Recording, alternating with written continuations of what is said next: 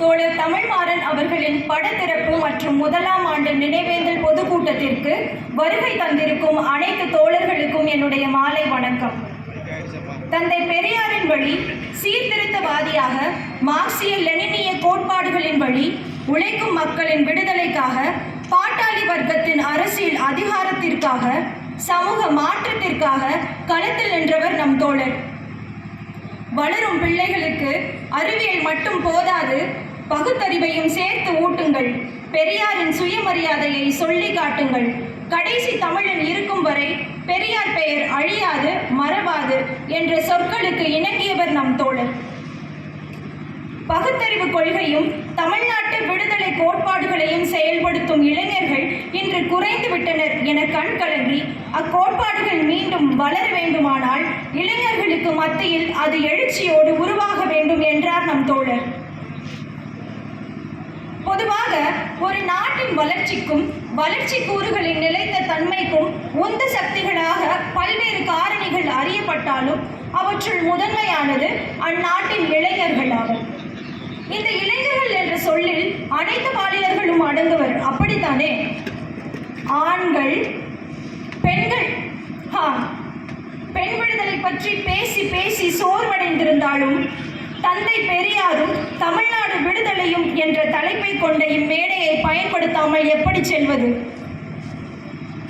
சுதந்திரம் ஆழ்கடலில் தேங்கி போன உடலுக்கு கிடைத்த ஒரு பிடி காற்று. சுதந்திரம் இறுகி போன கல்லறை மேல் விழுந்து நெகிழச் செய்யும் மெல்லிய ரோஜா இதழ். சுதந்திரம் அடைத்து வைக்கப்பட்ட உணர்வுகளின் ஒட்டுமொத்த விடுதலை.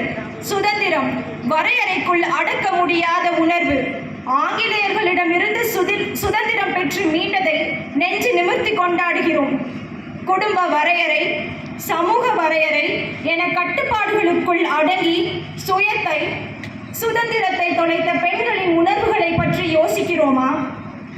படிக்கும் படிப்பிலிருந்து திருமண தேதி வரை சமூக முடிவுகளுக்கு உட்பட்டு தன் ஆசைகளை தீயிட்டு ஒரு குடும்பத்தின் வெளிச்சமாய் மாறி நிற்கும் பெண்களின் மனதை எதிர்பார்க்கும் சுதந்திரம் என்ன? பெண்களை பொறுத்தவரை தங்கள் சுதந்திரத்திற்கான வரையறை என்ன என்பதை அவளிடம் அமர்ந்து பேச இங்கு எத்தனை பேர் தயாராக இருக்கிறார்கள்? காலம் மின்னல் வேகத்தில் சுழன்றாலும் அந்த காலத்தை காட்டும் கடிகார முட்களோ தேங்கி இருப்பது ஒரு வட்டத்திற்குள் தான். மகள், மனைவி, அம்மா, பாட்டி என வெவ்வேறு பரிமாணங்களில் ஒரு பெண் தன் முக்கியத்துவத்தை உணர்த்தினாலும் அவள் முடங்கி கிடப்பது குடும்ப பொறுப்பு, குடும்ப கௌரவம் என்ற பெயர்களில் ஆண்களின் அதிகாரங்களுக்குள் தான். ஒரு பெண்ணின் வெற்றிக்கு ஆண் துணையாக இருக்கலாம், ஆனால் ஒரு பெண்ணின் வெற்றி எதை சார்ந்து இருக்க வேண்டும் என்பதே அவள் உலகில் இருக்கும் ஏதோ ஒரு ஆணால் தான் தீர்மானிக்கப்படுகிறது என்பது பெண்ணினத்தின் சாபம். பெண் சுதந்திரம் என்பது விக்ரமாதித்தன் கதைகளில் வருவது போல 7 கடலுக்கு அப்பால் உள்ள ஒரு கிளியின் உயிரில் பூட்டி வைக்கப்படவில்லை. நண்பன், தந்தை, சகோதரன், கணவன், சக பணியாளர், மகன் என பெண்கள் கூடவே பயணிக்கும் ஆண்கள் கையில் சிக்கிய பட்டாம்பூச்சியின் சிறகுகளாகத்தான் அது துடிதுடித்துக் கொண்டிருக்கிறது. பாதுகாப்பு என்ற பெயரில் இந்த சமூகம் கொடுக்கும் ஒவ்வொரு அக்கறையும் ஒவ்வொரு விதமான தடை என்பதை உணர்வதுதான் பெண் சுதந்திரம் பெறுவதற்கான முதற் படி. சதை, குருதி, எலும்பு என பிறப்பில் ஆணும் பெண்ணும் ஒரே உயிரினம்தான். அவர்களுக்குள் எந்த வேறுபாடும் இல்லை. ஆனால் பெண்ணை பலவீனமான பாலினம், அதாவது வீக்கர் செக்ஸ் ஆக்கியது இந்த சமூகம் தானே.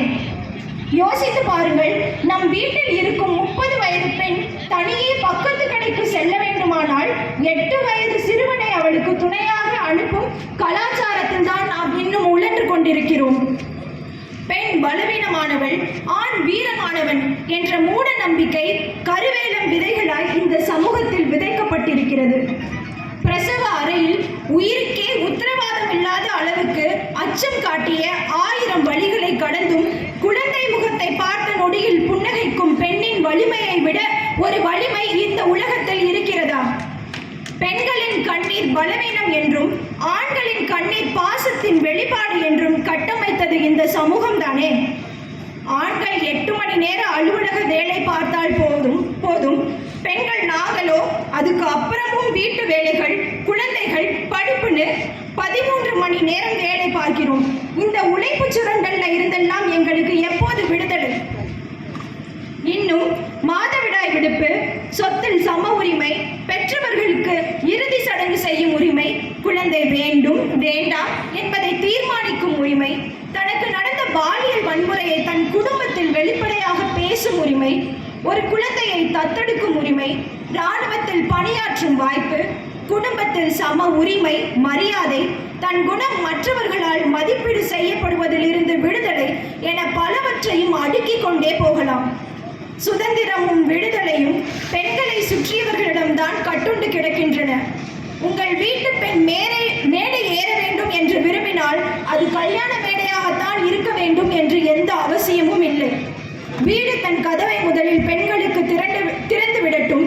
சமூகம் அவர்களை சம உரிமை கொடுத்து வாரிக்கொள்ளட்டும். ஆகையால் பெண்களே, அடிபணியாதீர், தலை குனியாதீர். தலை நிமிர்ந்து உங்கள் உரிமைகளை பேசுங்கள். அது வீடானாலும் சரி, நாடானாலும் சரி. தன் வாழ்நாள் முழுவதும் அவருடைய பேச்சாலும் செயலாலும் மற்றவர்களை சிந்திக்க வைத்த நம் தோழர் தமிழ்மாறன் அவர்களுடைய உடல் கூட இன்று ஏதோ ஒரு மாணவனை சிந்திக்க வைத்துக் கொண்டிருக்கிறது. அவருக்கு என்னுடைய மரியாதையும் வணக்கமும். உறவின் பெயரால் அழைப்பதை காட்டிலும் தோழர் என்னும் போது பெருமகிழ்ச்சி கொள்ளும் தோழர் பாவல் அவர்களுக்கு என்னுடைய நன்றி. வணக்கம்.